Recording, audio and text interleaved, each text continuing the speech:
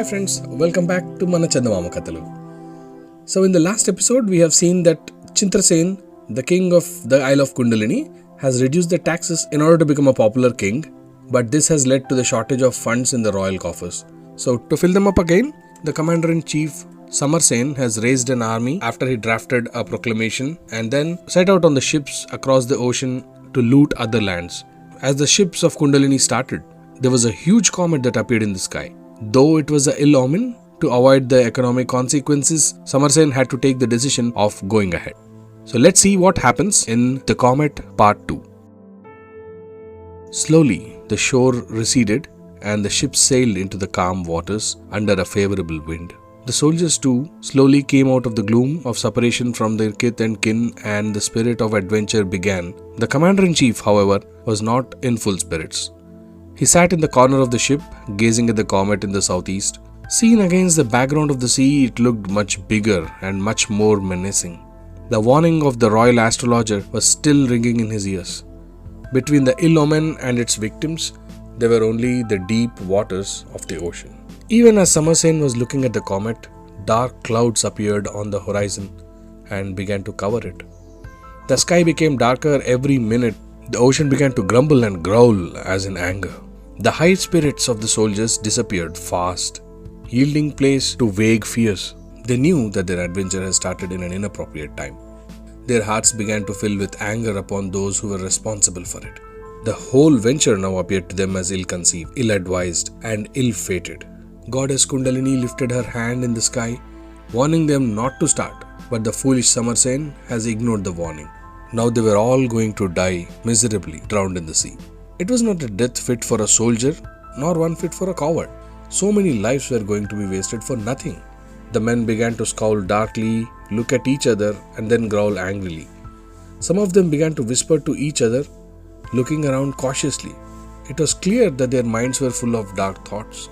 The commander of the ships approached Samarsen and warned him about the mutinous trends among the soldiers. But Samarsen said, "Tell the men that as long as Mother Kundalini looks after them and Samarsen leads them, there is nothing to fear." This message appeared to have some effect on the men for a short time, but when the strange gale was added to the rough sea and the stormy sky, their courage soon left. Gradually the gale gathered strength and it became a terrible job to keep up all the ships going together. They began to sway dangerously and run against each other. The smaller ones capsized and the large ones flung against one another and got smashed. There was a great commotion among the men who began to seek safety as the best they could. The storm raged and the sea lashed entire day. One night slipped into another without a glimpse of the daylight. The men were in panic, physically fighting the fury of the elements in order to escape drowning in the waters. Some swam desperately to reach the nearest boat or floating wreckage. Some were dashed against the very boats which they were seeking, lost conscious, and then sank. Samarsen did not know and could not find out exactly what was happening to his expedition. His ship was sturdy and it suffered very little from the storm. Only the coming of daylight would reveal the extent of loss of ships and men. Until then, Samarsen could only wait and pray to the goddess Kundalini. By the dawn, the storm was spent, the sky cleared, and the waters calmed. In the quiet of the morning, Samarsen went up to the deck of his ship and looked around. He could see that approximately half of the ships and half of the men were destroyed. The surviving ships were scattered over a very wide area across the waters. Samarsen ordered his sailors to drop anchor and send signals to the surviving ships to approach his ship. When all the ships gathered together, the surviving soldiers presented themselves before the commander and saluted. There was not one among them who did not fight valiantly against death. They were not yet certain that they have stepped out of the danger zone. Samarsen could see that all the men had a rough time on the sea and they would not consider themselves out of danger until they set foot on land. He ordered a sailor to climb up the mast and look for land. The sailor reached to the top of the mast and peered all around, and at last he shouted down, "I see no land, but I see birds flying in the eastern sky." Hearing this, Samarsen cried, "Hail the Mother Kundalini!" The cry was taken up by the men. Hope and courage returned to their hearts and they were anxiously waiting for the sight of the land. Guided by the sailor on the top of the mast, the ship steered a straight course in the direction in which the birds were seen. Hour after hour passed, but there was no land in sight. It was evening. The sun was about to set. The soldiers began to fear that they would be spending one more night on the sea, when suddenly the man on the mast shouted, "Land ahoy!" The men were wild with joy. They strained their eyes for a precious glimpse of it, and presently their wish was fulfilled. By the time the ships approached within reach of the shore, the sun had already set, and there was very little daylight left. Samarsen guessed that the land before him was an island. From the little he could see, he found it to be a strange type of island. Steep hills were jutting out into the sea, forming narrow creeks. The trees were unfamiliar, the hills were strange, and stranger creatures appeared to be prowling under those trees. The men were landing on the island, but Samarsen gave strict orders that not a soul should leave the ship until morning. Even when the morning came, Samarsen would not permit anyone to step on the island before he made sure the island is safe for everyone. For this purpose, he has selected 6 brave and able men to follow him, for none could tell what dangers might be awaiting on a strange land. Samarsen and his 6 followers got into a small canoe and rowed ashore.